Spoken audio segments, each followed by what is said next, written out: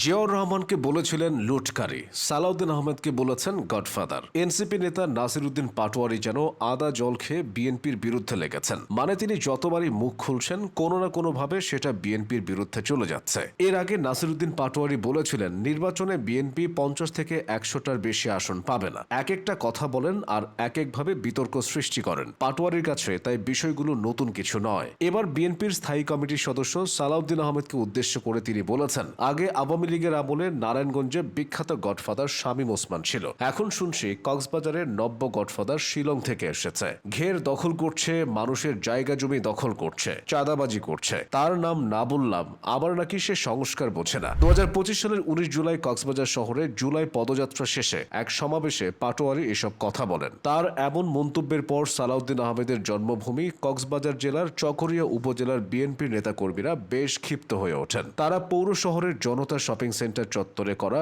এনসিপির পথসভা মঞ্চ ভেঙে দেন। পরে সেনাবাহিনী ও পুলিশ গিয়ে তাদের ছত্রভঙ্গ করে। বিএনপির প্রতিষ্ঠাতা মেজর জিয়াকে নিয়েও নাসিরুদ্দিন পাটোয়ারির বিতর্কিত মন্তব্য আছে। 2025 সালের 21 মার্চ নিজের ফেসবুক অ্যাকাউন্টে এক পোস্টে পাটোয়ারি লিখেছিলেন, গত 53 বছরে জামায়াতে ইসলামীকে বারংবার রাজনীতিতে পুনর্বাসন করার চেষ্টা করা হয়েছে। জেনারেল জিয়ার হাত ধরেই এই অবৈধ কাজ সম্পন্ন হয়। সেনা জনতার অভ্যুত্থানের ফসল লুটকারী জিয়া জনগণের অভিপ্রায় তোয়াক্কা না করে গায়ের জোরে এই অবৈধ শক্তিকে জনগণের উপর চাপিয়ে দেয়। তার এমন স্ট্যাটাস মুহূর্তেই ভাইরাল হয় এবং তীব্র সমালোচনা শুরু হয়। চাপের মুখে পড়ে অবশ্য পোস্টটি ডিলিট করেন পাটোয়ারি। এরপর 22শে মার্চ অপর এক পোস্টে তিনি বলেন, জিয়াউর রহমান বা তাহার ফ্যামিলির প্রতি আমার বা আমাদের কোনো জিঘাংসা নেই। মেজর জিয়াউর রহমান ভালো মানের সংগঠক এবং স্টেটসম্যান ছিলেন। এ বিষয়ে বাংলাদেশের কোনো মানুষের ন্যূনতম সন্দেহের অবকাশ নেই। নির্বাচন হলে বিএনপি হাসিনার থেকেও বড় ফ্যাসিস্ট হিসেবে আবির্ভূত হবে, এই কথাটাও নাসিরুদ্দিন পাটোয়ারির। 2025 সালের 21 মে নির্বাচন কমিশন পুনর্গঠন ও স্থানীয় সরকার নির্বাচনের দাবিতে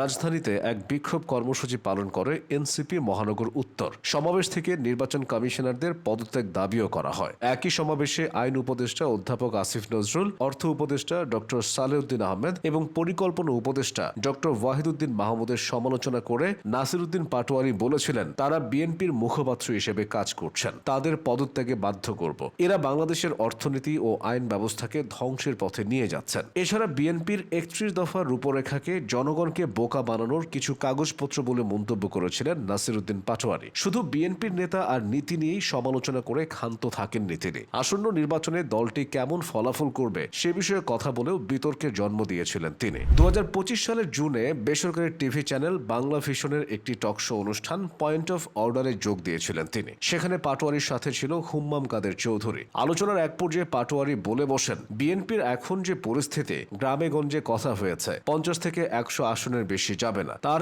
এই কথাটিও বিএনপির সমর্থকরা তখন মেনে নিতে পারেননি। শুধু বিএনপি না, বিভিন্ন সময় জামায়াতে ইসলামীর বিরুদ্ধেও কথা বলতে দেখা গেছে পাটোয়ারিকে। 2025 সালের জানুয়ারিতে একটি সাক্ষাৎকারে তিনি বলেছিলেন, বাংলাদেশের রাজনীতিতে ভারতের এক্সটেনশন মুজিববাদ এবং জামাতিদের দেখতে চায় না। এমনকি যারা খেলাফত রাষ্ট্র প্রতিষ্ঠা করতে চায় তাদেরকে নিয়েও তিনি আপত্তির কথা জানান। রাজনৈতিক দলের সমালোচনা ছাড়াও পাটোয়ারির নির্বাচন কমিশন তথা ইসি নিয়ে বারবার কড়া প্রতিক্রিয়া দেখিয়েছেন। ইসিকে তিনি বিএনপির দলীয় কার্যালয়ে বলেছেন। নাসিরুদ্দিন পাটোয়ারির এমন সব মন্তব্য তার নিজ দলের মধ্যেও একাধিকবার বিব্রতকর পরিস্থিতির সৃষ্টি করেছে।